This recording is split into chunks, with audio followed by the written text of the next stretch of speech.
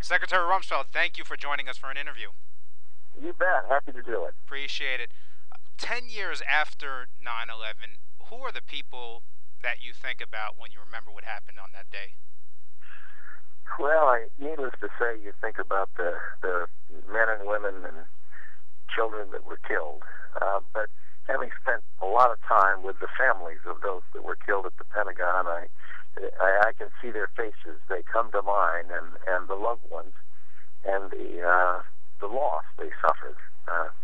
I'm going to be at the Pentagon on September 11th at the memorial service there, and I know the families will be there, and I'll have another chance to be with them and to visit with them. What are the lessons we learned right after September 11th that we are in danger of forgetting as time moves on? I think the important lesson that President Bush learned and implemented was that the country could no longer treat terrorists as criminals, as murderers or bank robbers, and indict them in absentia and lob a couple of cruise missiles into a training camp and think that they've solved the problem. Instead, he decided that they had to be prevented.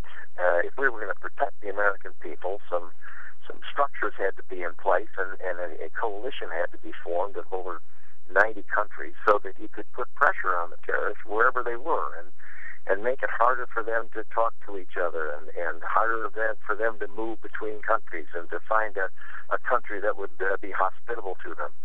I have a website, Rumsfeld.com, where I've put the entire chapter on September 11th on the website so people can get a sense of what was going on inside the administration and the government during that period. Could anything have been done in terms of intelligence gathering or military operations that would have prevented 9/11 and stopped Osama bin Laden in his tracks early on? Oh, certainly. I mean, at one point, our country was willing to turn Osama bin Laden over to the United States government during the Clinton administration.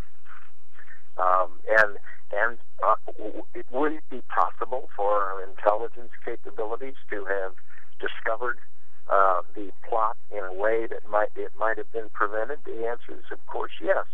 The problem is, at the end of the Cold War, just as after World War II and Korea and Vietnam, the end of the Cold War, people said, well, it's the end of history. We can cut the defense budget, cut the intelligence budgets, and we'll be okay. Well, the answer is we weren't okay. We didn't have the kind of intelligence capability we needed. And I worry right now, to be very honest about it, that the pressure today, because of the crushing debt that we face in this country, people are going to try to take it out of the Department of Defense. Well, I went to Washington with the Eisenhower and Kennedy and Johnson administrations. We were spending 10% of GDP on defense, and today we're down around 4% plus or minus. And the Department of Defense is not what's causing the debt and the deficit. It's the entitlement programs. And if we make that mistake, we're doomed to suffer another attack of some kind, and our intelligence will be less strong and less effective. In prosecuting the war on terror, how would you rate Barack Obama? Well, I must say, having seen him campaign against the Patriot Act and the Guantanamo Bay and military commissions and indefinite detention, it's reassuring to me that having gotten into office, he's discovered that he decided to keep those structures in place in large part because they have contributed to the protection of the American people these past 10 years. Are we safer today? We're safer because we're more vigilant. We've had dramatically improved capabilities that resulted from the investments during the Bush administration. We are vulnerable because a terrorist can attack anytime, any place, using any technique, and you can't defend everywhere all the time. And the other reason there's a danger is because the lethality of weapons are greater. I mean, a chemical or a biological attack in the United States can have not 3,000 people dead, but 300,000 or 3 million. And what we need to do is to recognize that a president's margin for error is less than it was in earlier decades, and therefore we have to be even better at knowing what's taking place. As you noted, Barack Obama has kept many of President Bush's wartime policies intact, and we're glad he has. Do you think that fact has gotten much attention in the media?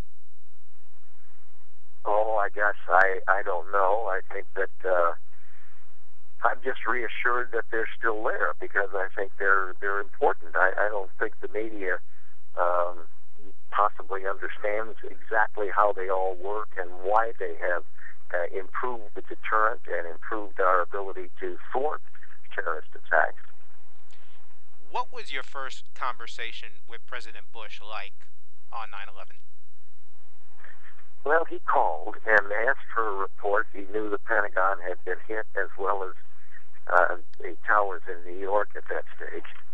And what he said basically to me was, look, it's going to come to you, Don, and the Pentagon's going to have to come back to me with some ideas, and I do not want to simply pound sand.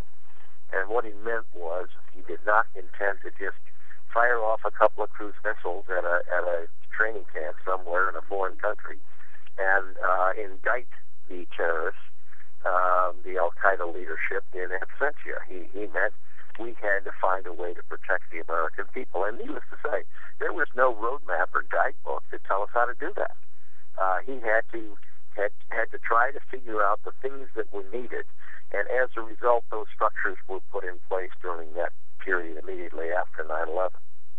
Secretary Rumsfeld, we know your time is very busy today. I want to thank you for the interview and thank you for your service to this country. I thank you so much.